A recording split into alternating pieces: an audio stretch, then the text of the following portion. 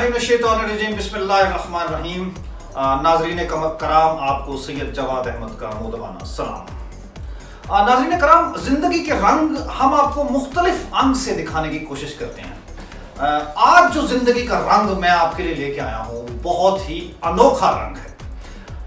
इसकी इनफरादियत जो है इसके फन में पिन्हा है, इसकी शख्सियत में मौजूद है। आप वो शख्सियत के परत उतारेंगे तो आप हैरत के समुद्र में गुम होते जाएंगे। बिकॉज ये नौजवान पाकिस्तान के नौजवानों का ख्वाब university of engineering and technology में मैकेनिकल इंजीनियरिंग के लिए सिलेक्ट हुआ और मैकेनिकल इंजीनियरिंग की डिग्री से फैज याब हुआ। लेकिन उस नौजवान के अंदर एक मौसीकी और राग और सुर की एक ताने जो थी वो तड़प रही थी। तो इस डिग्री के बावजूद उसने उस मौसीकी को तरजीह दी और क्या जबरदस्त एंट्री दी उसने दुनिया म्यूजिक में। जब जुपिटर्स के नाम से वो म्यूजिक बैंड आया और पूरे पाकिस्तान में उसकी धूम मच गई। फिर जब वो सोलो हुआ नौजवान तो फिर क्या ही कहने, मेहंदी की रात, बिन तेरे क्या है, सैकड़ों नगमात है। नौजवान खुश शक्ल भी था और चूंकि नगमात में इस तरह की मॉडलिंग जो है वो बहुत जरूरी होती है और बहुत अट्रैक्ट करती है व्यूअरशिप, तो वो नौजवान एक सेंसेशन बन गया। लेकिन ठहरिए, यही तो वही इनफरादियत है जो मैं बताने की कोशिश कर रहा था। इंजीनियरिंग, मौसीकी, रोमानवी मौसीकी, और उसके बाद एकदम वो मौसीकी जो है वो मौजुआती मौसीकी में तब्दील हो गई। कभी हम दोस्ती देख रहे हैं, कभी हम कोई मिली नगमा देख रहे हैं, लेकिन इसके बाद जो वो आया वो एक दुख था, वो एक दर्द था। वो इंसानों के लिए, हम नफ्सों के लिए एक ऐसा दुख का नगमा था जो वो बखेरना शुरू हो गया। और फिर जब वो हम देखेंगे कि तान जब बुलंद हुई तो फिर आप देखिए कि वो शख्स जो है आज हमारे सामने चेयरमैन बराबरी पार्टी पाकिस्तान बनके मेरे रोण दसे आपे मैनू मार गए, मेरे हंजुआं दे अगे असी हार गए। पावे नखरे करे हजार, तू पावे दिल ते मारे कटार। तू मेरी जिंद जान सोनिए, तू मेरा अरमान सोनिए। लाजिम है कि हम भी देखेंगे, हम देखेंगे। अल्लाह वे सोनिया मेरे ढोल माहिया, ओ अल्लाह वे सोनिया मेरे ढोल माहिया। हाजिर मैं हो गया, हाजिर मैं हो गया, ओ मेरे ढोल माहिया। हमारे साथ मौजूद हैं जनाब जवाद अहमद साहब। जवाद साहब कैसे हैं आप? मैं ठीक ठाक हूँ जी। मैंने बहुत इंटरव्यूज दिए जिंदगी में, मैंने इससे अच्छा इंट्रोडक्शन अपना मैं नहीं समझता कि मैंने सुना है। जी ये सच है, ये तो मतलब इसमें कोई झूठ की रमक है तो बता दीजिए। बहुत अच्छा था, मेरे दिल को भी लगा और मुझे लगा कि बिल्कुल सच है। और हम देखेंगे बाद आपने वो कौन ये फैसला करेगा से तो हमारे दिल ही मोह लिए। वो गरीबों का जो दुख दर्द उसमें है और वो जो एक नगमा है, वो एक तरबिया नगमा है जो इस वक्त की तान पे फैलता जाता है। क्या बात है। अच्छा जवाब साहब, पहले तो हमें अपने को बाजी के बारे में बताइए। नौजवान नस्ल जो है वो जानना चाहेगी कि जुपिटर्स क्या था और वो क्या जमाना था, जरा थोड़ा सा उस पर रोशन डालिएगा। अच्छा जवाद साहब, आप मुझे हम नाम भी है मेरे, तो मुझे बड़ा इंटरेस्टिंग लग रहा है कि आपको भी इसी नाम से बुलाऊं। असल में ना जब मैं कॉलेज में गया था, क्योंकि मेरे वालिदैन थे पॉलिटिकल साइंस के प्रोफेसर, दोनों, मेरे वालदा भी और मेरे वालिद साहब भी। दोनों का चूंकि सब्जेक्ट ही था तो मैं उनकी किताबें बड़ी इर्द गिर्द पढ़ी हुई मेरे होती थी, मैं पढ़ना शुरू कर देता था। कई किताबों के टाइटल्स बड़े अच्छे होते थे, कई किताबों के हैयत बड़ी अच्छी थी, बड़ी रेड रंग की एक किताब थी, रेड बुक ऑफ चाइना, माओ ज़ेडुंग की। तो इस तरह की मैं पढ़ना शुरू हो गया चीज़ें। तो ऐसे तरह ना मेरा शऊर चेंज होता गया और मैं शुरू से इस बात पे पक्का हो गया इस मुल्क के अंदर जो असल मसला है, और बाद में मुझे पता चला कि पूरी दुनिया में भी ये मसला है, वो अमीर और गरीब का है। वो ये है कि रिसोर्सेज जो है हमारे मुल्क की, वो जिनको नहीं मिलती वो गरीब है, जिनको मिलती हैं वो अमीर है। अब ये रिसोर्सेज का ना मिलना असल मसला है, वो क्यों नहीं मिलती, उसके लिए फिर मैंने और ज़्यादा पढ़ाई की, सोचता रहा। तो ये कॉलेज के ज़माने में फैसला कर लिया था कि मैंने सियासत करनी है। अच्छा, तो ये जुपिटर्स जो ये नाम है, पहले तो इसके बारे में बताइए ना, इतना मतलब अनोखा सा नाम है एक। मैं जब कॉलेज में बता रहा था कि पहले क्रिकेट भी खेलता रहा, अच्छा, साथ मौसीकी भी करता रहा। फिर यूनिवर्सिटी में जाके मैं म्यूजिक सोसाइटी का प्रेसिडेंट था। तो एक दफा हमने एक बैंड को बुलाया, जुपिटर्स बना हुआ था उस समय में और काफी उसका नाम था। तो उनको हमने बुलाया तो उन्होंने आके परफॉर्म किया हमारे यूनिवर्सिटी के अंदर। तो उधर चूंकि मैं प्रेसिडेंट था अपनी सोसाइटी का, तो और भी लोग थे सोसाइटी के, तो हर एक ने गाने वाने गाए उनके साथ, मैंने भी गाया। उधर उन्होंने मुझे स्पॉट कर लिया, वो कहते हैं कि आप यार देख लेते हैं कि ये आदमी हमारे काम के लिए ठीक है। उसके बाद उनका सिंगर जो था वो छोड़ गया, बल्कि अली अजमत ने छोड़ा था।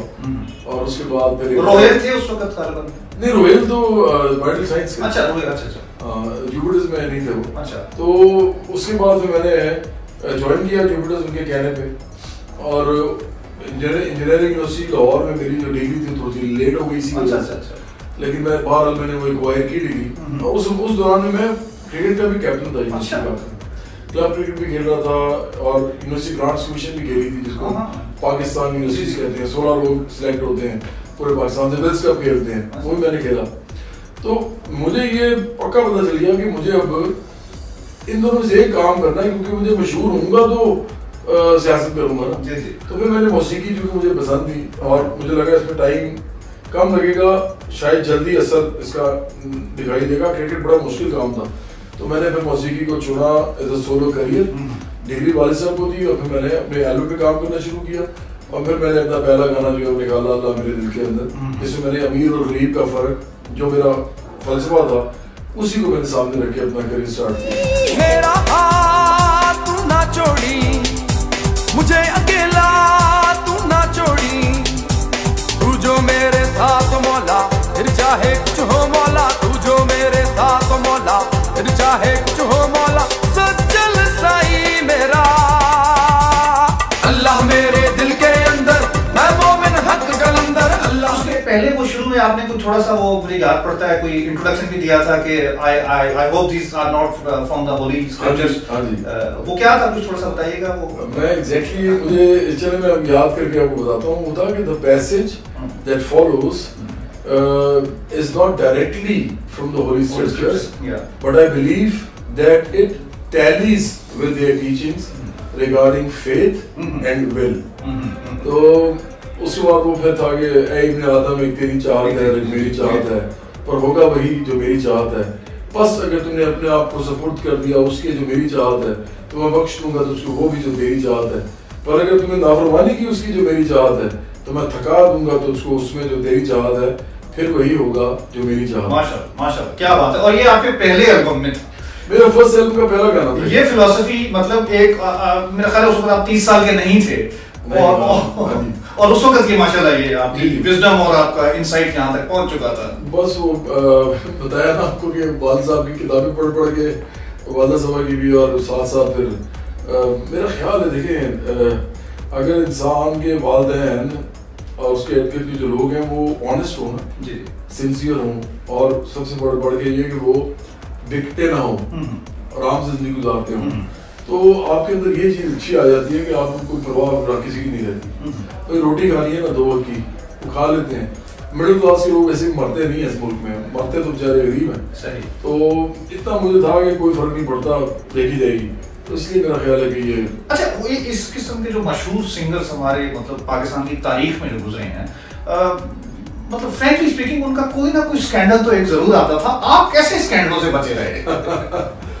देखिए, स्कैंडल जो होते हैं ना, वो आम तौर पे लोग पसंद करते हैं कि वो स्कैंडल्स में जाएंगे और उनके स्कैंडल से मंजरे आम पे आएंगी। मैं नहीं समझता कि कोई ऐसा इंसान जो बहुत ही शरीफ और से कोई गलती हो जाए कभी, तो उसका स्कैंडल बाहर आ जाता है। क्योंकि आमतौर पर ऐसे लोगों के स्कैंडल को पता भी चल जाए ना, किसी को कहते हैं यार शरीफ आदमी रहना, तो ये ज़्यादातर तुम्हारी फील्ड में लोग जो इस तरह के होते हैं, जो आमतौर पर इन्हीं चीज़ों के अंदर इन्वॉल्व होते हैं, उनके आते हैं। और या वो होते हैं जो स्कैंडल बाकायदा अपना बनवाते हैं मशहूरी के लिए, शोहरत के लिए। अच्छा, ये हम आपको 5-6 साल मैक्सिमम मेरा ख्याल है देखते हैं ये रोमांटिक गीतों में, और उसके बाद एकदम वो दोस्ती और वो मौज़ूआती मतलब वो शायरी आ जाती है, और फिर मिट्टी का पहलवान आ जाता है जो बिल्कुल ही एक आफाकी सी चीज है। तो ये वो ट्रांजिशन जो है आपके उस सोशलिज्म वाले फलसफे से मुताबिक रखती थी गालिबन? देखिए, हम तो समझते हैं कि सोशलिज्म जो है वो कोई ऐसा फलसफा नहीं है जो जिस तरह लोग उसको बयान करते हैं कि वो जैसे कोई मुल्हिद किस्म का फलसफा है। मैं बड़ा पक्का सच्चा मुसलमान हूँ, और आपने गालिबन हज भी किया हुआ है? उम्रा किया हुआ है, और मैं बहुत जबरदस्त किस्म का पाकिस्तानी हूँ, बहुत मुल्क पाकिस्तानी, और मैं हर एक अपना उसने जान होता है, मैं अपने से ज्यादा अच्छा मुसलमान और अपने से ज्यादा अच्छा पाकिस्तानी किसी को नहीं समझता, कोई और अपने लिए आपको समझे, मुझे तो फर्क नहीं पड़ता। लेकिन उसके बावजूद मैं समझता हूँ कि देखें जो सबसे ज़्यादा करीब है ना इंसानों के जो सिस्टम, जिसमें इंसानों को खुल के अपॉर्चुनिटी मिलती है और लोग एक्सीलेंस अचीव करने के लिए कम्पीट भी करते हैं, वो मेरा ख्याल है कि सोशलिज्म ही है। लेकिन अब चूंकि उसको बिगाड़ इतना दिया गया इस दुनिया के अंदर, तो लोगों को कहा जाता है उसमें तो आप गुलाम बन जाएंगे, इसमें तो आप कुछ भी नहीं होंगे, आप तो रियासत के मुती होंगे। ये सब झूठ है। मेरे ख्याल में जितना आजाद इस सिस्टम में इंसान होता है और किसी में नहीं होता, तो ये मुताबिकत रखता है। जी, ये मिट्टी का पहलवान भी आपकी उसी सोच की वजह से मंजर यहाँ पर आया।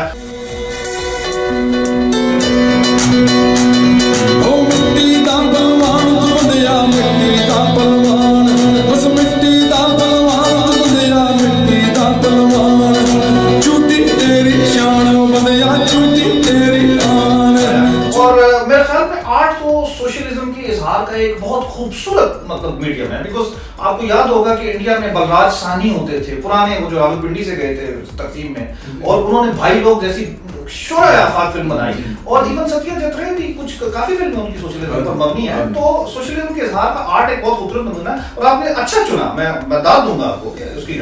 तो ये मिट्टी का पहलवान तक तो चलो बात ठीक थी, लेकिन हम देखेंगे और कौन ये फैसला करेगा, ये कौन कहां से आया? कौन ये फैसला करेगा कि किसका वतन कौन सा है?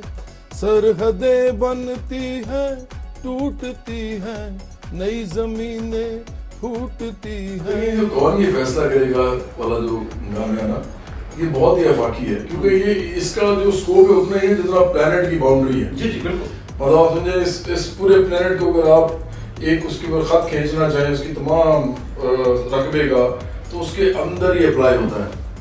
हर इंसान के लिए है, चाहे उसका कोई भी मजहब हो, कोई भी रंग हो, कोई भी नस्ल हो, कोई भी इलाका हो, कोई भी कौम हो, और कोई भी जेंडर हो, वो मर्द है, औरत है, और भी बहुत सी जेंडर इस वक्त आपको पता अपने अपने लिए कर रहे हैं, जिसे कहते हैं ना जिद्दोजहद कर रहे हैं अपने राइट्स के लिए। तो ये इसलिए इन सब के लिए है क्योंकि इस गाने में ये कहा जाता है, तो इसका मतलब ये नहीं कि मैं पाकिस्तानी नहीं हूँ, मैं पाकिस्तान के अंदर रहना पसंद नहीं करता, मैं सबसे ज्यादा अपने मुल्क को पसंद करता हूँ, यहाँ पैदा हूँ। ये लेकिन एक अफाकी बात है। हम ये कहते हैं कि कौन ये फैसला करेगा कि किसका वतन कौन सा है? सरहदें बनती हैं, टूटती हैं, नई जमीनें फूटती हैं, रोजी के लिए जो घूमते हैं नए वतन को ढूंढते हैं। कोई इंडिया में भूखा सोता है या पाकिस्तान में, इंसानियत ही मरती है पूरे जहान में। कौन ये फैसला करेगा किसका वतन कौन सा है?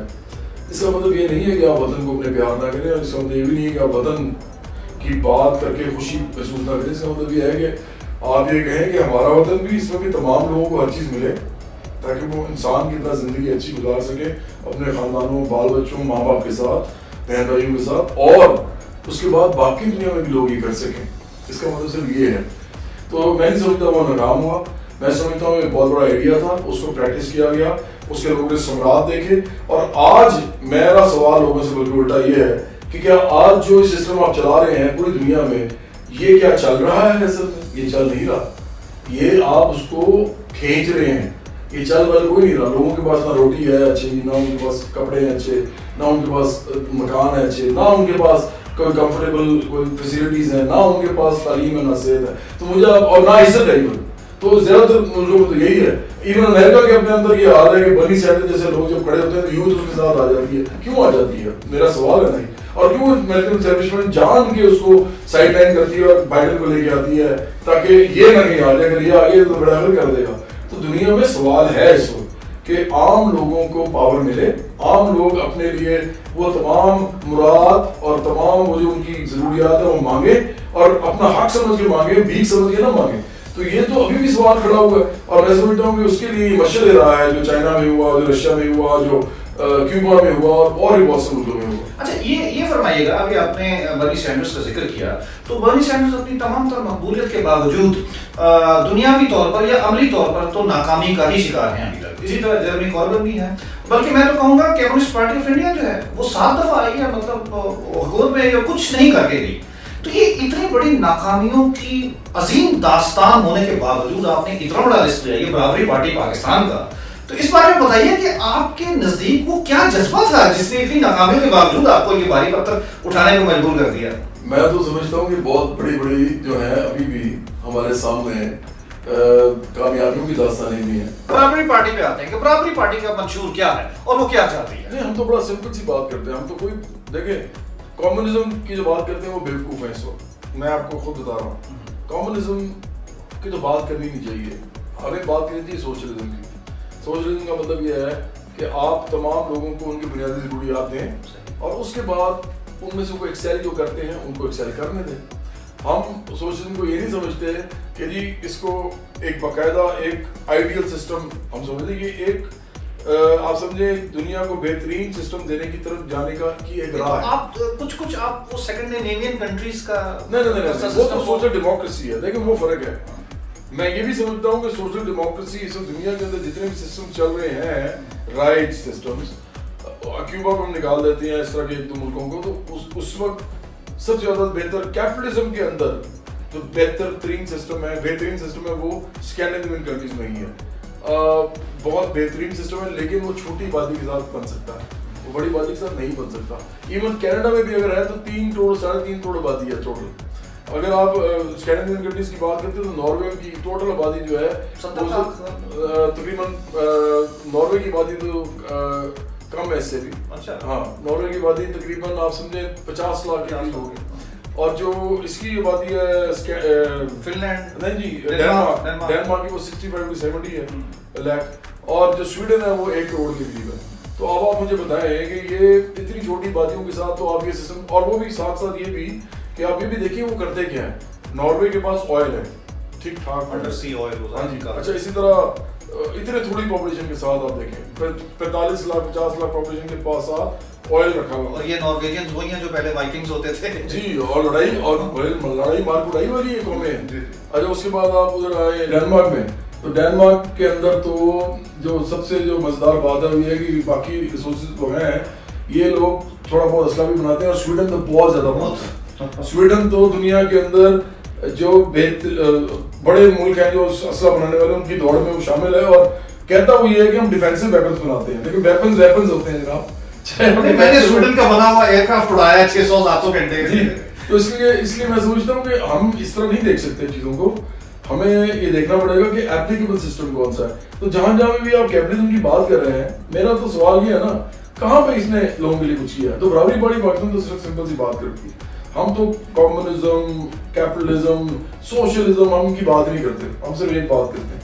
हम कहते हैं कि जो आम है इंसान जो सड़क पे जा रहा है, इसमें जो अपने घर में बैठा है, टीवी देख रहा है, नौजवान, आम नौजवान जिसके पास कोई डिग्री भी नहीं है, जो जिसके पास फीस के पैसे भी नहीं है, जिसके पास इलाज के पैसे नहीं होते, उसके माँ बाप मर जाते हैं उसके सामने क्योंकि इलाज के पैसे नहीं होते। इस तरह वो नौजवान जो किसी दुकान में काम कर रहा है, वो नौजवान जो किसी बाजार में काम कर रहा है, वो नौजवान जो किसी फैक्ट्री में काम कर रहा है, वो नौजवान जो किसी खेत में काम कर रहा है, हम कहते हैं कि ये जो लोग हैं, जो असल पाकिस्तानी लोग हैं, जो अपने हाथों से गल्ला उगाते हैं, जो अपने हाथों से मशीनों पे हमारे लिए चीज़ें बनाते हैं, कपड़ों समेत, जो अपने हाथों से हमारे घर, हमारी इमारतें बनाते हैं, ये सारे लोग, और प्लस हमारे जैसे लोग जो लोअर मिडिल क्लास से लेके मिडिल क्लास तक जितने भी लोग हैं, जो हर किस्म की सर्विसेज देते हैं इस मुल्क के अंदर, हर किस्म की आग दौड़ यही करते हैं। तो पैदावारी अमल तो ये चला रहे हैं ना इस मुल्क का। इनको सियासी अमल में भी, इंतजामी अमल में भी कब हमने शामिल करना है?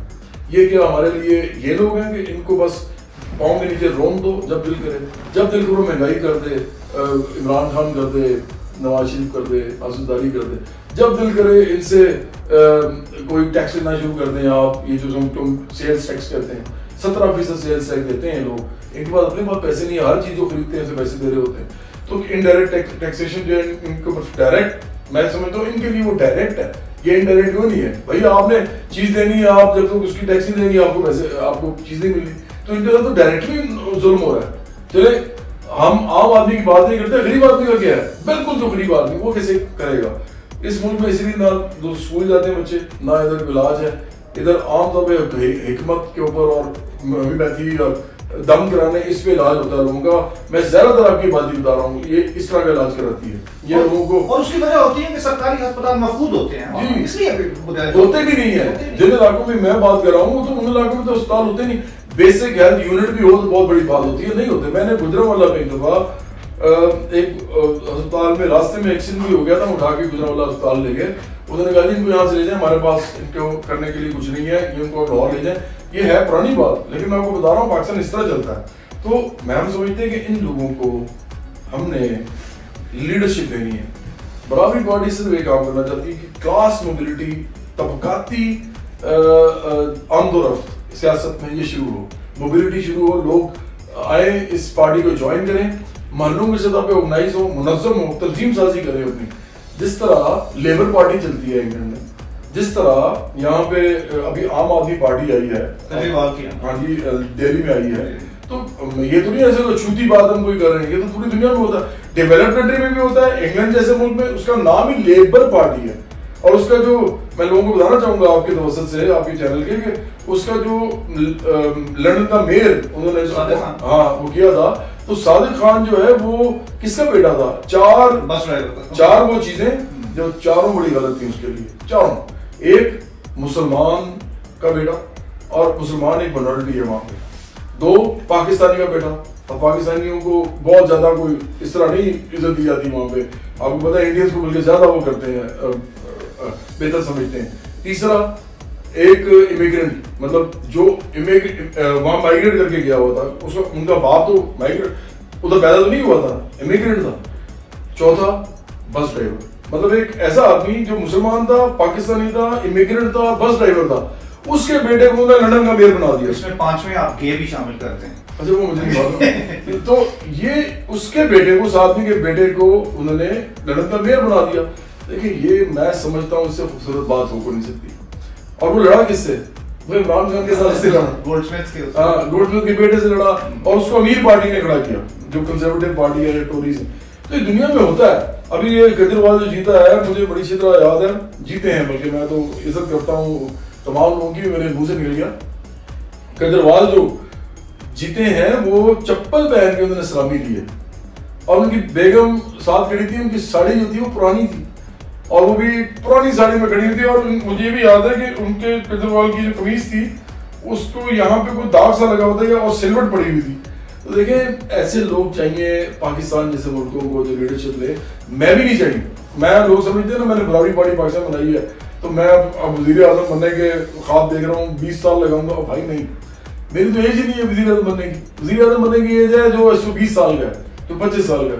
हम चाहते हैं इनको लीडरशिप दे। मैंने सिर्फ एक पार्टी बनानी है, मैं सिर्फ एक पार्टी बनाने आ रहा हूँ। मेरा दिल पता क्या करता है जवाब, मेरा दिल करता है कि मैं म्यूजिक बनाऊं, फिल्म बनाऊं, टूरिज्म करूं, मैं दुनिया देखना चाहता हूँ।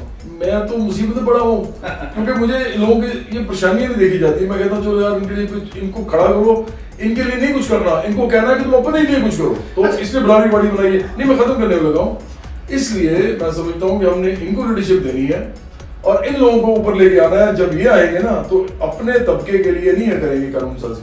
हर इंसान सेल्फिश होता है, ये अपने लिए करेंगे, लेकिन ये अपने लिए जब करेंगे तो इनके तबके के लिए हो रही होगी। जिस तरह जागीरदार, समायदार, माफियाज अपने लिए कानून साजी करते हैं और उसे पूरे तबके को फायदा होता है, इनके तबके को, उसी तरह जब बहुत सारी रिप्रेजेंटेशन आम आदमी की जाती है पार्लियामेंट में और वो कानून बनाती है और इम्प्लीमेंट कराती है उसको, उस कानून को जो आम आदमी के लिए बेहतर होता है, जिसमें तमाम लोगों को एक जैसी एजुकेशन मिलती है, तमाम लोगों को एक जैसी हेल्थ फैसिलिटी मिलती है, तमाम लोगों को मकान मिलता है, अगर नहीं मिलता तो हुकूमत इंश्योर करती है कि इसका किराया हुकूमत जो उसको करे, कॉम्पनसेट करे। तो ये वो चीजें जो है अगर हम इन लोगों के थ्रू करवाएंगे, अपने लिए भी करेंगे, सेल्फिशली पूरे तबके के लिए होगी। मतलब हम 95% लोगों की बात कर रहे हैं। तो इसलिए बराबरी पार्टी पाकिस्तान कोई आम नजरिया नहीं है, ये वो नजरिया है जो इस मुल्क को यकसर बदल देगा। सिर्फ एक चीज चाहिए कि लोगों को शऊर आए, वो मोबिलाइज हो और वो अपने मिल के पूल करके एनर्जी भी, अपनी रिसोर्सेज भी जिसमें पैसे भी आते हैं और अपना टाइम भी। मैं फिर बोलता हूं, एनर्जी, पैसे, टाइम, ये तीनों चीजें अगर वर्किंग क्लास और मिडिल क्लास इसके अंदर आती है, इस पार्टी के अंदर, ये उनका प्लेटफॉर्म है और ये देती है, तो मैं बताऊं कोई नहीं रोक सकता इनको हुकूमत लेने से, इक़्तिदार लेने से, क्योंकि वोट इन्होंने देना है। आखिरकार वोट इन्होंने देना होता है। अपने आप को वोट देंगे ना फिर।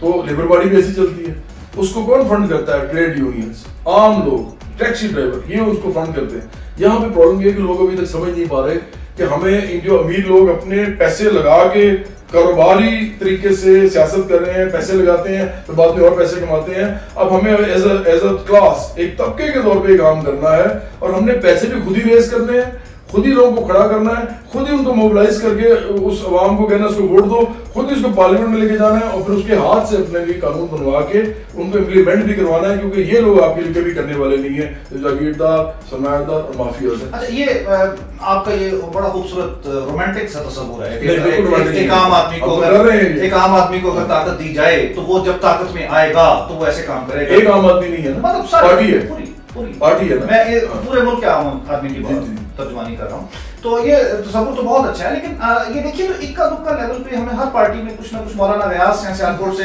वो साइकिल पर आते हैं, हर दफा वो MP होते हैं। ये मलिक मिराज खालिद, तब आपको थोड़ा सा उनसे वो है, वो भी तो थे जो आए और वज़ीर आज़म तक चले गए। खैर छोड़े, उन बातों को रहने देते हैं। मैं अगले सवाल पर आता हूं। उन बातों को नहीं रहने देना, ये बड़ी जरूरी आपने बात कर दी है। जो पार्टीज ये काम करती है ना, वो अपनी गलाजत को इन लोगों के चेहरों के पीछे छुपाती हैं, तो गलाजत वही की वही रहती है। देखें, ये ऐसे है जैसे एक बाथरूम के अंदर, बाथरूम हो, हर तरफ गंदगी हो, बाथरूम के अंदर साफ भी ना होता हो, आप उसके साइड पे बिल्कुल कोई खाने के लिए एक जगह बना दें, एक स्क्वायर, और वहां पे किसी को जाए आप जाके खाना खा लो, तो वो खाना तो खाएगा बेचारा, उसका पेट तो भर जाएगा, लेकिन उसको जो तफन और जो उसको बू आएगी हर तरफ, तो वो बाथरूम में जाके खाना खाने का कोई ताल्लुक बनता नहीं है। ये जो पार्टीज हैं, ये जगीरदार सरमायादार माफिया चलाते हैं। ये मुराद सही जैसे जो है ना, ये तो बेचारे खुशामदी लोग हैं, ये दो चार, ये एक वो लड़की है, उसका नाम जरताज गुल जैसे जो लोग हैं, ये बेचारे तो सारी उम्र घुटने भी नहीं पकड़ सकेंगे जो लोग असल में इनकी पार्टी चलाते हैं।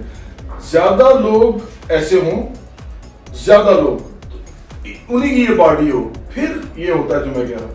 ये इक्का दुक्का नजर बटूर रखने से नहीं होता, और बल्कि वो तो मैं बता रहा हूँ, वो तो गंदगी छुपाने के लिए ये फेस सामने रखे जाते हैं कि देखो हमारे पास ये भी है। 90% 95% लोग वो होते हैं जो इस मुल्क को खा रहे हैं, और ये 5-6 खुशामदी लोग इन्होंने आगे किए होते हैं, शमास गिल और ये क्या नाम है इसका, बहुत सारे मैंने देखे हैं बेचारे मिडिल क्लास के लोग। और जितने, ये भी आपको मैं बताऊं, जितने मिडिल क्लास के लोग आपको नजर आएंगे ना इस तरह की पार्टीज में, सबसे ज्यादा बदतमीजी और बदतहाजी वो आके कर रहे होंगे टीवी पे, क्योंकि उनको ये समझ नहीं आती कि भाई आपके पीछे जो खड़े हुए हैं वो अगर ना खड़े हों तो आपको तो इस मुल्क में थानेदार थप्पड़ मारे ना तो आपको रोकने वाला ना हो, वहां पे आपकी वो क्लास है। लेकिन आप इसलिए क्योंकि आपके पीछे भी जगीरदार सरमायादार माफियाज खड़े हैं, उनकी भी एक नई पार्टी बन गई है पाकिस्तान तहरीक इंसाफ, तो आप जो है वो जाके बदतमीजियां कर रहे हैं, बदतहाजियां कर रहे हैं।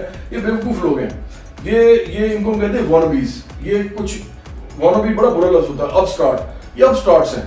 हमेशा जो अच्छे इंसान होते हैं ऐसी पार्टियां ज्वाइन नहीं करते।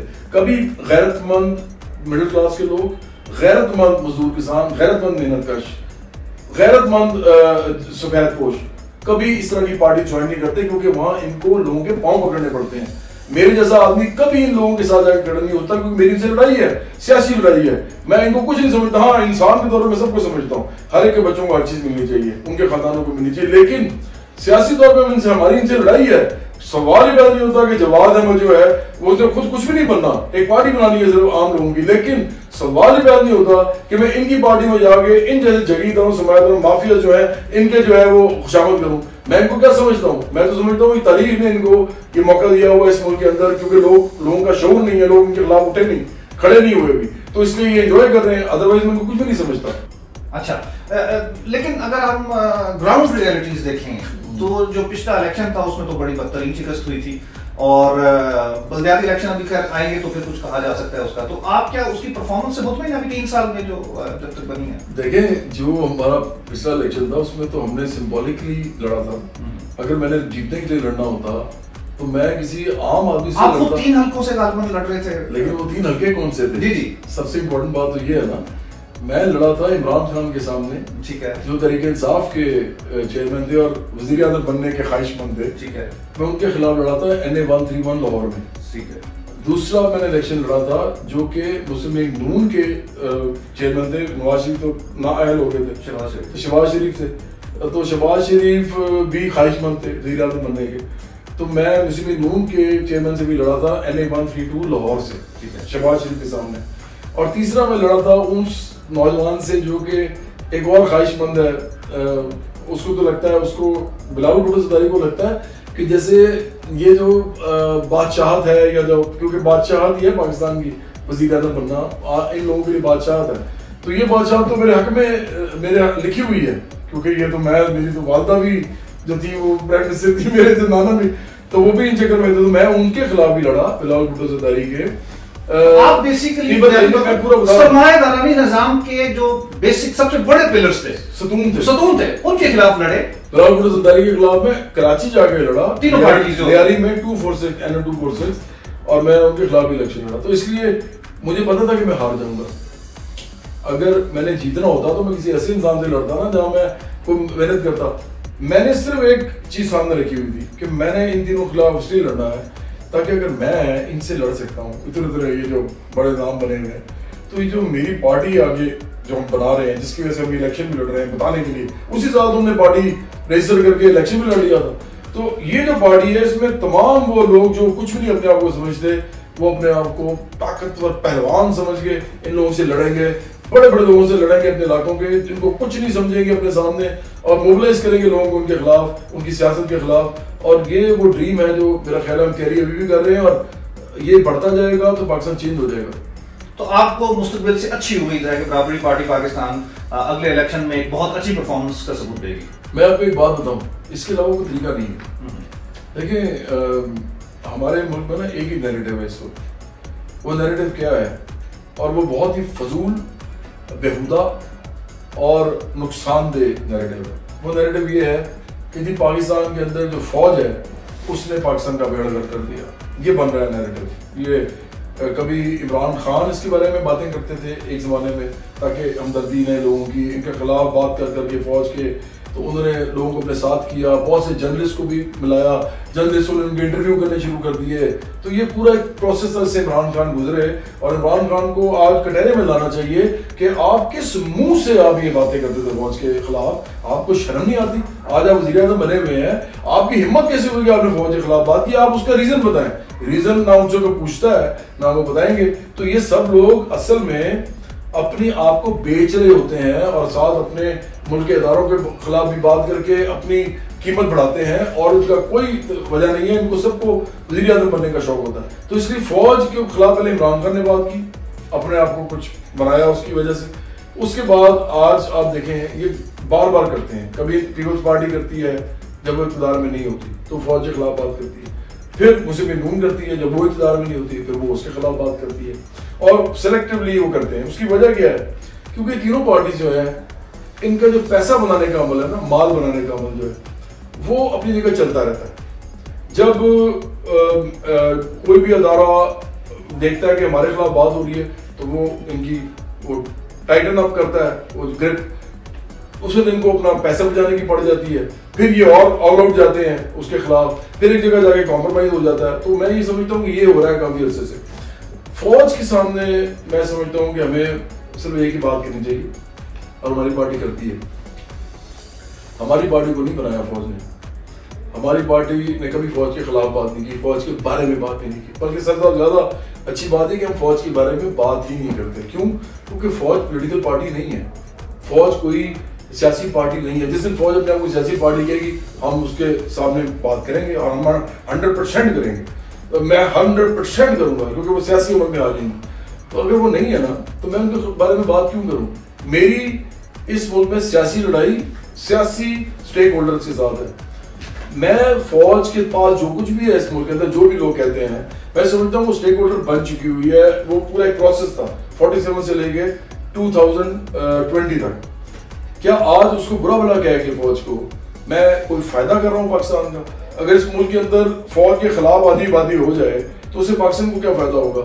आखिरकार तो अदारा हमारा ही है ना, अदारा कॉन्स्टिट्यूशन के अंदर एक एग्जिस्ट करता है और हमारा अदारा है। और मैं सलाम करता हूँ, प्यार करता हूँ, इज्जत करता हूँ फौज की, ज़लज़ले, सैलाब, जंगें, जो मैं अभी इनकी ना सिर्फ अच्छाइयां बता रहा हूँ जिसकी वजह से मैं इनसे प्यार करता हूँ। तो मैं तो प्यार करता हूँ, मुझे कोई मसला ही नहीं है, लेकिन हमें तुमसे प्यार है। हाँ वो भी है, वो हर एक के साथ है। मैं तमाम पाकिस्तानी भी गया था, फौज भी आती है उसमें, और फौज के सिपाही खासतौर पर आते हैं, जवान जो कि रोज जाने दे रहे हैं। लेकिन साथ हम ये भी कहते हैं कि फौज का ये प्रिंसिपल स्टांस है बराबरी पार्टी का कि फौज का कोई ताल्लुक नहीं है, नहीं होना चाहिए सियासत के साथ। फौज बहुत ही काबिल सरदार है हमारा, लेकिन जब हम ये कहते हैं ना जवाब, तो फिर हमें इस पर कायम रहना चाहिए। फिर हमें फौज की जरूरत नहीं पड़नी चाहिए सियासी अमल में, फिर हमें फौज को हमें बनाना नहीं चाहिए। बराबरी पार्टी पाकिस्तान को कभी फौज नहीं बना सकती, क्योंकि हम फौज की इज्जत करते हैं, हम उससे प्यार करते हैं, हम फौज को एक बहुत जबरदस्त अदारा समझते हैं, और हम फौज को समझते हैं कि उसको सियासी अमल में नहीं आना चाहिए। और हम फौज के खिलाफ जो बात करते हैं, हम कहते हैं कि बंद करो ये वाली बकबक, हमारे साथ सियासी अमल में लड़ाई करो। हम अवाम में जा रहे हैं, हम अवाम को ऑर्गेनाइज करेंगे, अवाम ऑर्गेनाइज होगी, अवाम खुद संभालेगी इस मुल्क को, वो देख लेगी कि वो फौज के साथ क्या बात करनी है उस टाइम पे। अभी तो अवाम है ही नहीं, अभी तो जगीरदार सरमायादार माफियाज हैं जो फौज से बात करें, तो फौज उनके साथ क्यों बात करे। तो मसला ये है कि मसला पाकिस्तान के अंदर फौज और सिविलियंस का नहीं है, ये बनाया जा रहा है। सिविलियंस के अंदर जो सियासी अमल है और जो सियासी स्ट्रक्चर है उसको कौन चला रहा है, ये असल मसला है। वो मसला जब तक खत्म नहीं होगा हम फौज की तरफ नहीं देखेंगे, क्योंकि हमारा फौज से ताल्लुक नहीं। मैंने फिर कहा फौज सियासी पार्टी नहीं है।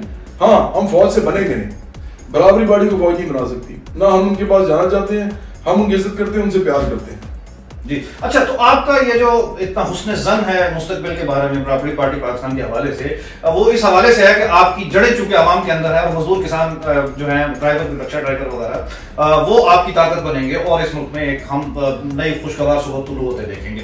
तो चलिए, ये हम आपके जज्बे की कदर करते हैं। जाने से पहले हम आपसे जो आपका बुनियादी, जिसकी वजह से आपकी चाहत थी लोगों में, वो चाहेंगे कि आप थोड़ा सा गुनगुना दें, और अगर वो फैसला ही पढ़ के सुना दें तो क्या ही बात हो। चले, बल्कि मैं ना आपको वो गाना सुनाता हूँ जो मुझे आजकल ज्यादा मेरा दिल करता है कि लोगों तक पहुंचे। जी जी।